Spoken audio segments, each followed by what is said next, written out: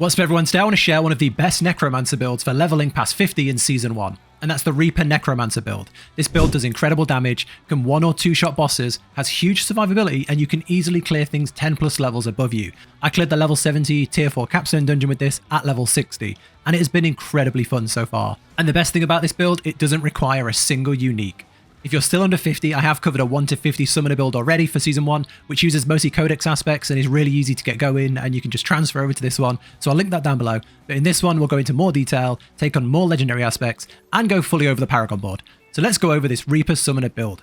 This build uses the sacrilegious Malignant Heart to auto-raise a corpse every 1 second. That means that on our hotbar, the first 3 abilities will be Raise Skeleton, Corpse Tendrils, and Corpse Explosion, and they will all be casted automatically. We also run the Decrepit Aura Heart, which curses all enemies around us, doing damage, and letting us gain bonus damage from damage to curse enemies affixes on our gear or our Paragon Board or in our skill tree. So with all that covered, there's lots of stuff just happening automatically, as well as all our minions fighting for us. So what do? You jump into a fight and you pop Bone Storm. This is a huge AoE spinning circle around you for big damage, and you start reaping at close range. This ability carves corpses off the enemies, which can then be used for Corpse Explosion. Then you use Blood Mist to go invincible and activate the Explosive Mist aspect, which explodes any corpses around you. So that's the playstyle. You're basically a big floating mist. This comes off cooldown very fast. You're a big floating invincible mist with bones spinning around you while corpses just explode everywhere for crazy damage. Yeah, this build is just super fun. So yeah, let's break it all down. I hope you enjoy it. Let's start first with the aspects. Okay, so let's go over all the aspects and gear that you need to make this build so powerful. I did also say there's no uniques needed for this build, and that's true. None of them, no unique is needed to make the things that happen in this build happen. There are 2 uniques that if you find them will make this build even stronger, but they're not needed, and I'll explain what they are and what you'll replace. But yeah, let's go over the aspects and where you find them. So first up, the Explosive Mist aspect. This is very, very important. Your Blood Mist now triggers Corpse Explosion on surrounding corpses. Because we'll be in melee range, there'll be lots of corpses around us. So when we pop our defensive, it actually becomes a very offensive ability. And we can stay in this Blood Mist for a long time, auto-popping all of these Corpse Explosions. Really, really important aspect to get hold of. Next, the Blood Getter aspect increases the maximum number of skeletal warriors by 2. That's more damage. It also procs with things that need more minions, so really good. And also you want the Viscous aspect. This increases your number of skeletal mages by 2, which is, it's the exact same as the other one, but for the mages instead of the warriors. Okay, then we have the Arceus Gale aspect. This, your Bone Storm now consumes corpses to increase its duration. Bone Storm is huge for damage and cooldown stuff, so really important ability, and that helps that stay up longer and deal more damage for longer. Then we have the Hardened Bones. While you have 7 or more minions, your minions gain 20% damage reduction. This is very minion heavy, this build, and as I've shown you with the 2 aspects that give you extra minions, you'll definitely have more than 7 even if some die. So this is really, really good. Great damage reduction. We also pick up stuff in the Paragon Board that gives additional damage reduction. So yeah, having those things alive longer is really, really good. Okay, and then on the weapons, I go for a one-hander and an offhand, purely because on the offhand, you can have cooldown natively on the weapon. So you see I've got 7.6% cooldown just on the weapon before it comes on the actual stats down below. On top of that, you can have 2 aspects, which I think is more important than 1 super powered aspect. But if you would rather a 2-hander, let's go for it.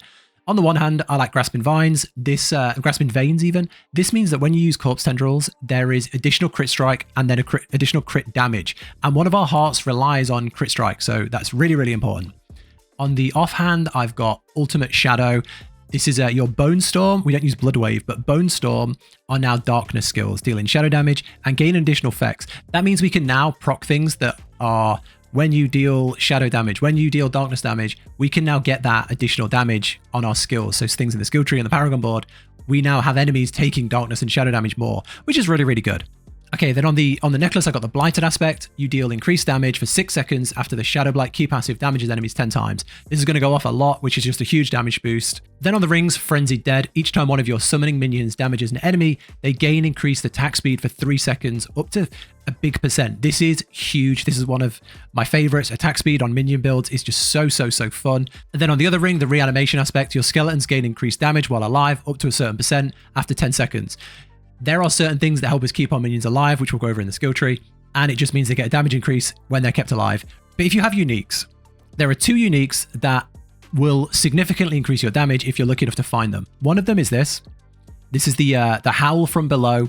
Instead of detonating immediately, corpse explosions summon a volatile skeleton that charges at a random enemy and explodes, and increases corpse explosions damage. So you see why you don't need this. This doesn't do anything, it doesn't fundamentally change the build. It's just a big damage increase to our main damage dealer, corpse explosion. So if you're lucky enough to find it, the Howl from Below, you would replace your gloves. You would replace the Osteoscale, the charging ghost as well. Instead of dropping the explosion at your feet where the corpse is, it will run at an enemy, helping you position the damage better. So it's just an overall really good damage increase. Again, not needed. The other one is the Mendel ring, which is just a huge damage burst.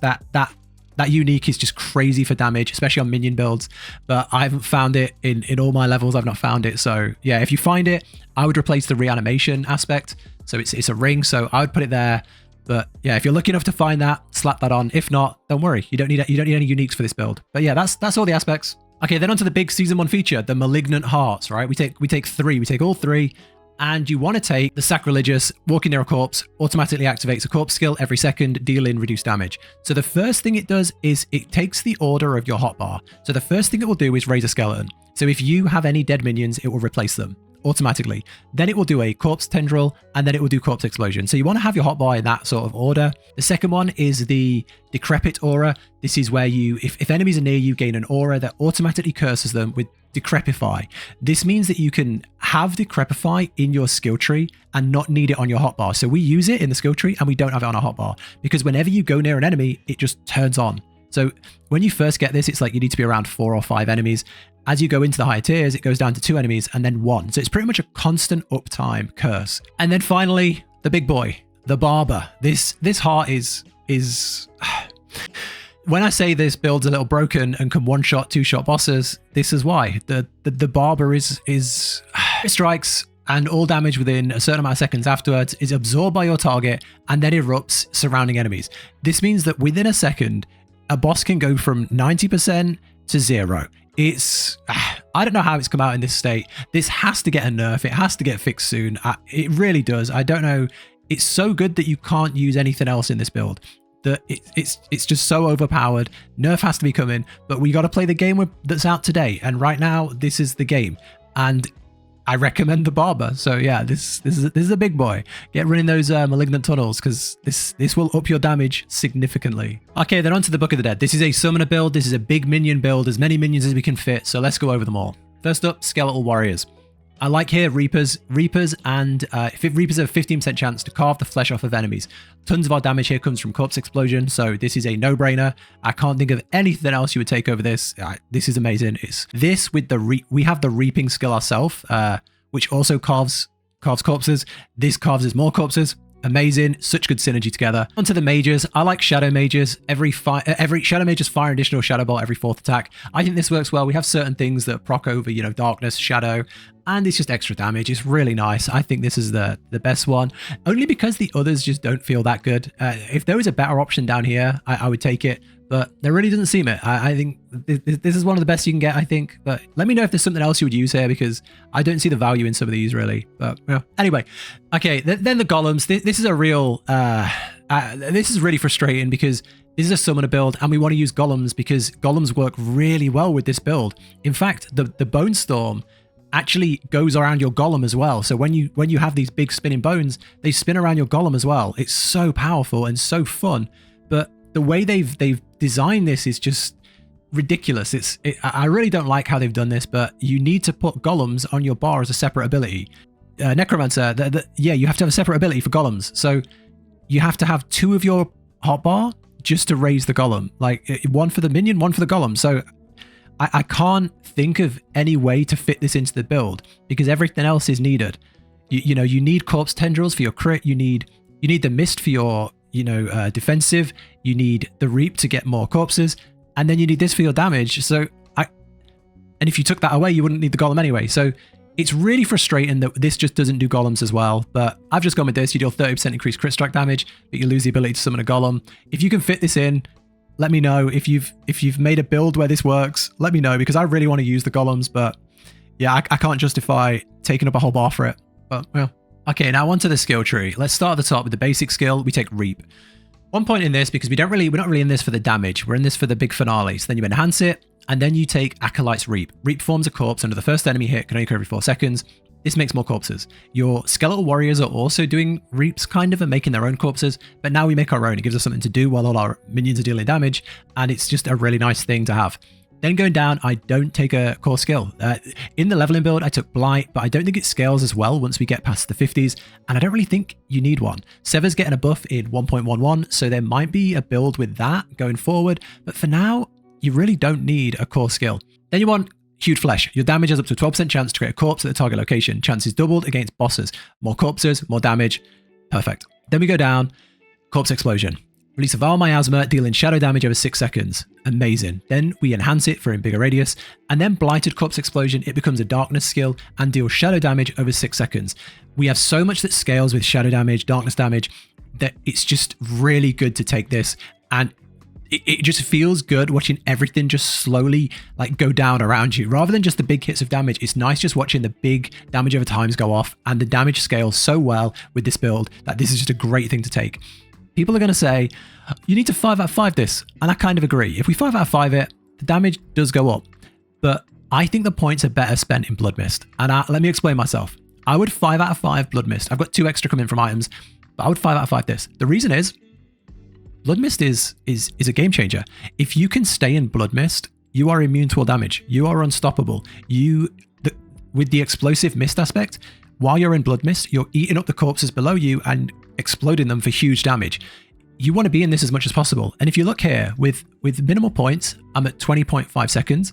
If you max it, it's at 18.18 seconds. So the cooldown goes down the more points. And I think this is more important than the damage you get in here. If you disagree, 5 out of 5 Corpse Explosion and 1 out of 5 this. But this is how I have it, and I really like it. You enhance it, and then you take the Ghastly. Blood Mist leaves behind a corpse every 1 second.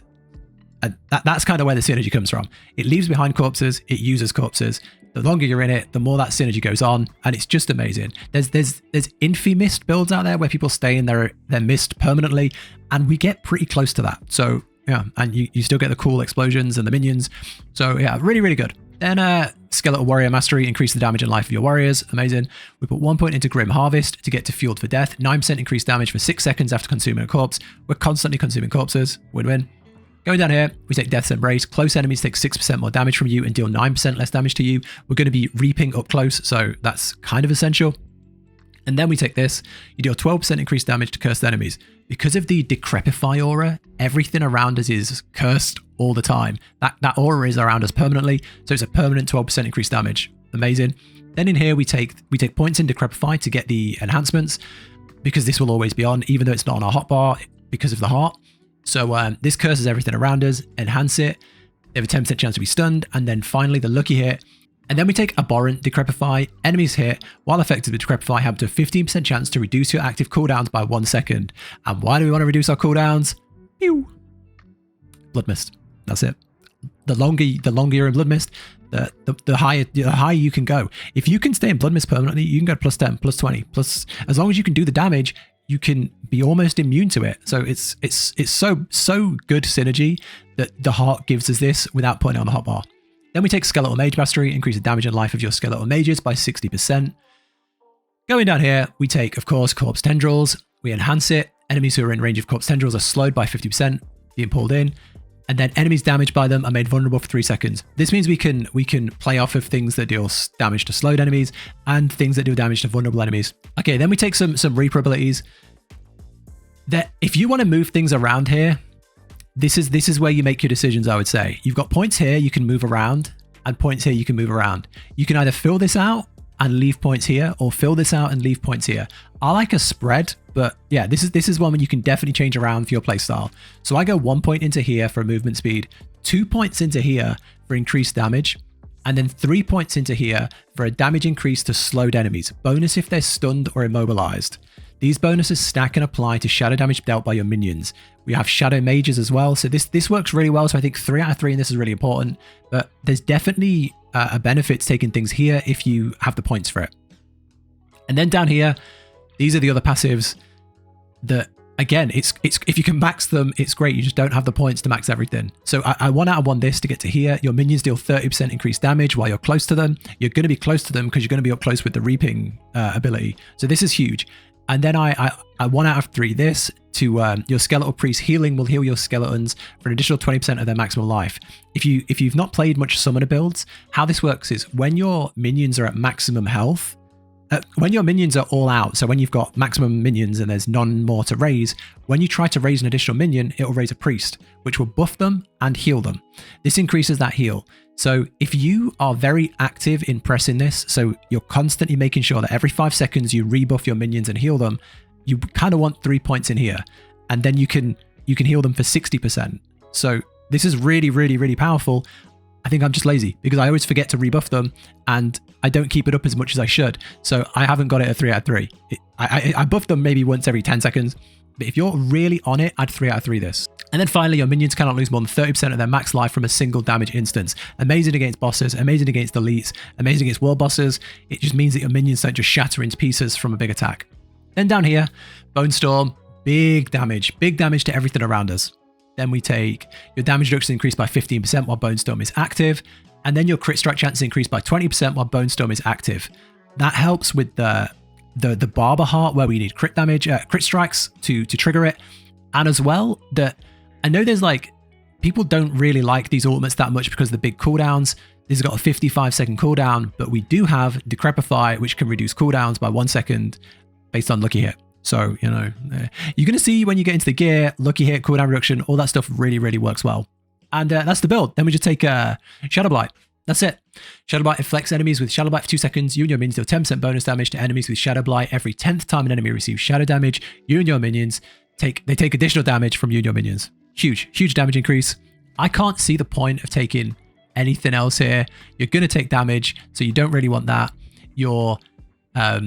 You don't have enough bone skills ready to do that, and you don't care about essence because we don't take core skills, and then we don't really mess with blood, so we don't need that. This isn't like amazing, but there's nothing else here worth taking, so that's what I would take. And that's it. That's the skill tree. Done. Okay, onto the gems and the stats. We want to take rubies. Rubies is max life. I would put rubies in pretty much everything you've got, assuming you've got enough rubies. I'd ruby all your armor up, and then for your weapons, I would go for emeralds. This gives you crit damage to vulnerable enemies. Things are going to be vulnerable based on the skill tree that we took certain things that make enemies vulnerable. That's how I do it. Rubies and then emeralds. You don't need to worry about gems in your thingies because you got the hearts in the jewelry. So yeah, that's it. On the stats, I would start by going for cooldown reduction. That would be the primary thing I'll be looking for. It's the main reason I take an offhand, so that you can see here we get like 7.6% cooldown reduction base just on the thing. And then you can re-roll the stats below as well to try and get cooldown reduction again. I haven't done much re-rolling because, you know, seasonal character, no money. Then after that, you want to be looking for crit strike chance and crit strike damage because they work well with Barber. Then after crit strike chance, crit strike damage, I would be looking for things that work well off your minions. So increased attack speed of minions, you see that one there, increased minion damage, things like that. And then things that work well off of corpse explosion, so increased damage from corpse skills. And then I just go for the big damage. We've got so much in this build where we can take things that proc off of different damages. So rather than just list them all, just think of all the things that we've mentioned in this video. We slow enemies all the time. We make enemies vulnerable. Enemies have curses up all the time.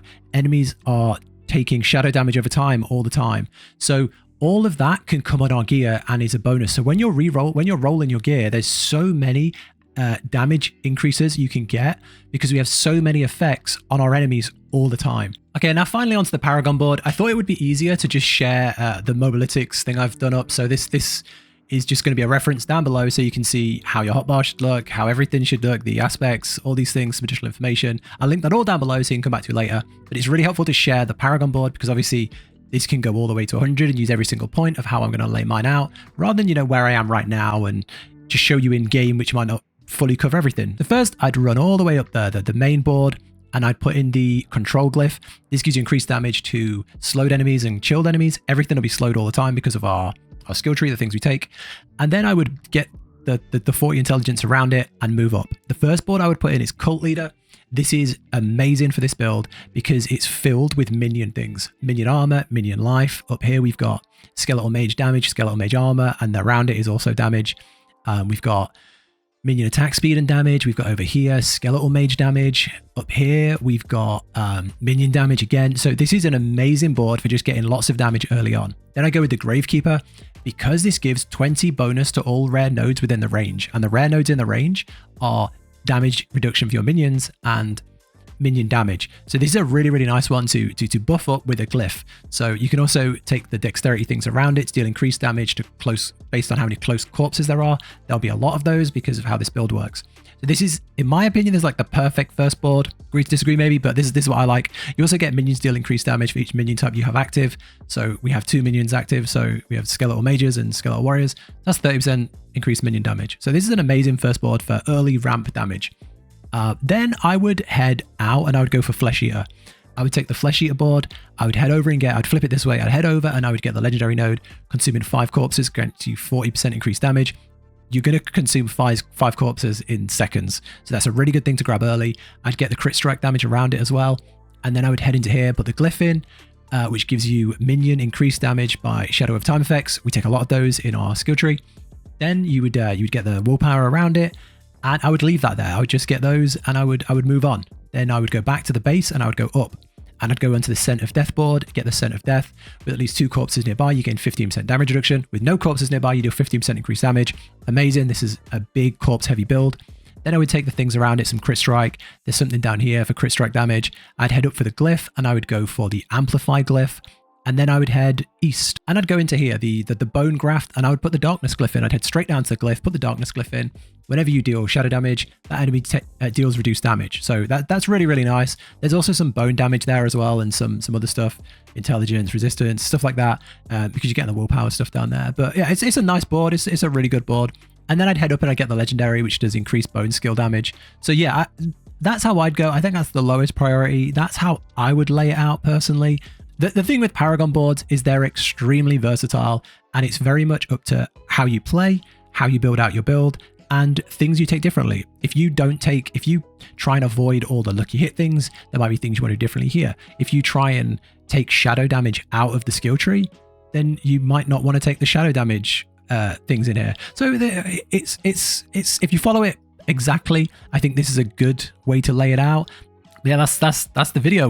We're done. I hope this has been useful. The 1 to 50 guide, I know a lot of people were asking, hey, can you please do a Paragon board? Please do this. I didn't want to do too much because it was a very simple build with all codex aspects, very just enough to get you to 50. This is fully fleshed out. It's taken like 6 days from posting that video to get to here because I've wanted to try different things, test different things, and make it future proof. Make it so that this doesn't just get you to tier 3, doesn't just get you to tier 4. This will scale you into high nightmares. This has the survivability, the damage, the everything comes together and synergizes well that, you know, it might not be the best build in the game. It might not be a Bone Spear build, you know, but for a summoner build, this is really strong and I think it will carry you very far. So yeah, I hope this has helped. If you like how this build is laid out, how this video is laid out, subscribing to the channel helps me out a ton. I try and put a lot of time into these. They end up quite long normally. So yeah, that helps me out a ton if you want to stick around for more. If you've tried a build like this, let me know. If you've done a similar sort of build with, you know, different things in the tree, let me know. If you've managed to get the golems working, I'd love to know what you've done differently there. But yeah, that's it. That's it, guys. Take care, everybody. But yeah, that's the video. Thank you so much for watching this all the way through. If you got to the end, I really appreciate it. Everything's linked down below. Take care, and I'll catch you in the next one.